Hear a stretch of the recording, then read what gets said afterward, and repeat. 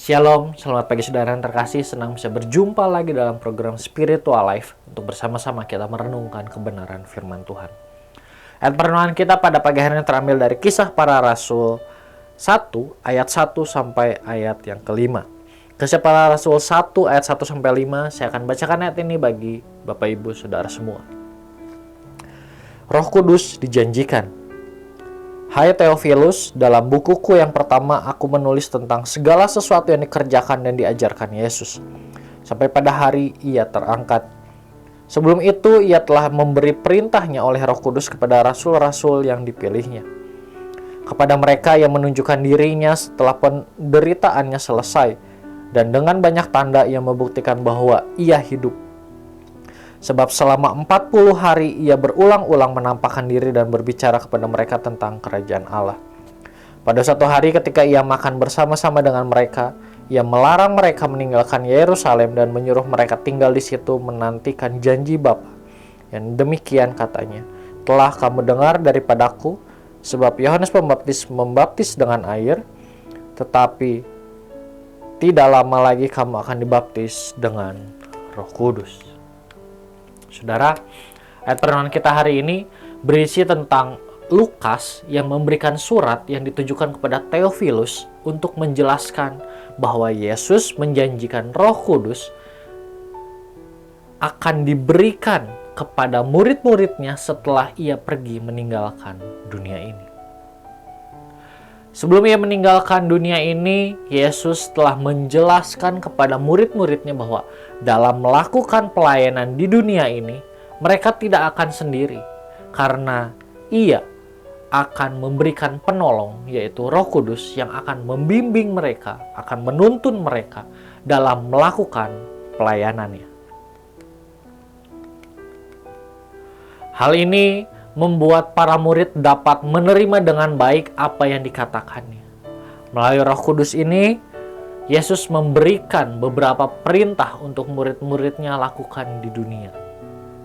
Yaitu kita akan lihat, yang pertama, pekerjaan yang akan mereka lakukan. Saat Yesus pergi dan menyerahkan tanggung jawab kepada murid-muridnya, mereka diberikan tugas masing-masing dan dibimbing oleh Roh Kudus. Dalam melakukan tugas ini, Roh Kudus mengingatkan murid-murid tentang apa yang sudah dikatakan oleh Yesus kepada mereka.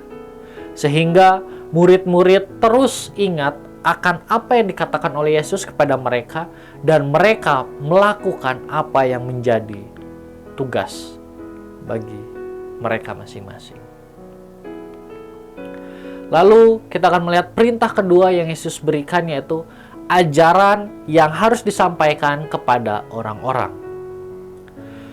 Melalui Roh Kudus juga murid-murid dibimbing untuk menyampaikan ajaran yang telah Yesus berikan kepada mereka.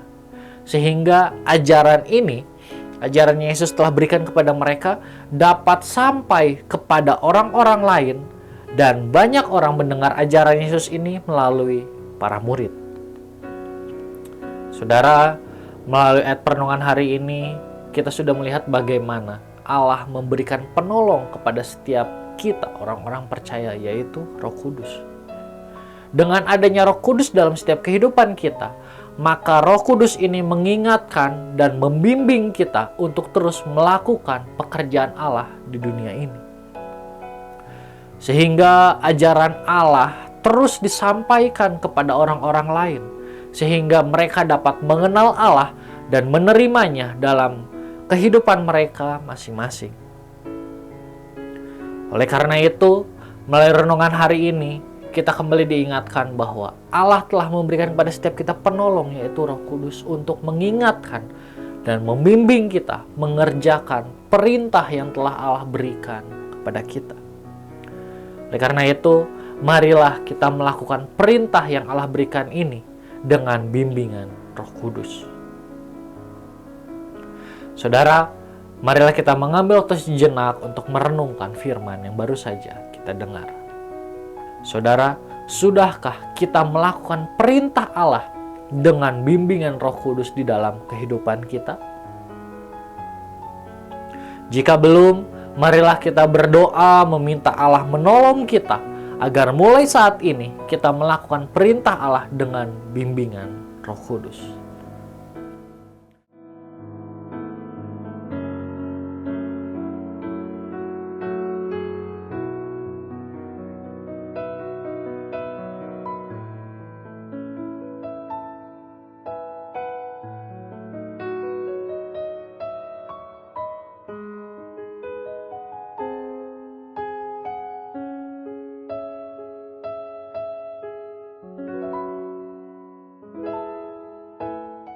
Mari kita akan tutup di dalam doa. Mari kita berdoa. Tuhan, terima kasih buat kembali firman Tuhan yang kembali datang pada setiap kami pada pagi hari ini. Firman Tuhan pagi ini menjarang pada setiap kami untuk setiap kami dapat melakukan apa yang menjadi perintah Tuhan dalam setiap kehidupan kami. Ampuni kami kalau selama ini kami masih belum melakukan apa yang menjadi perintah Tuhan dalam kehidupan kami, untuk mengabarkan kabar kebenaran kepada orang-orang lain, Tuhan.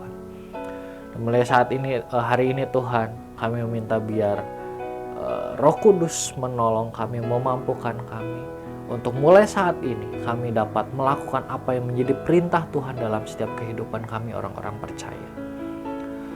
Tuhan, kami juga berdoa menyerahkan seluruh aktivitas kami hari ini hanya ke dalam tangan-Mu. Hanya di dalam nama-Mu kami sudah berdoa dan mengucap syukur. Haleluya. Amin. Selamat pagi, selamat beraktivitas. Tuhan Yesus memberkati.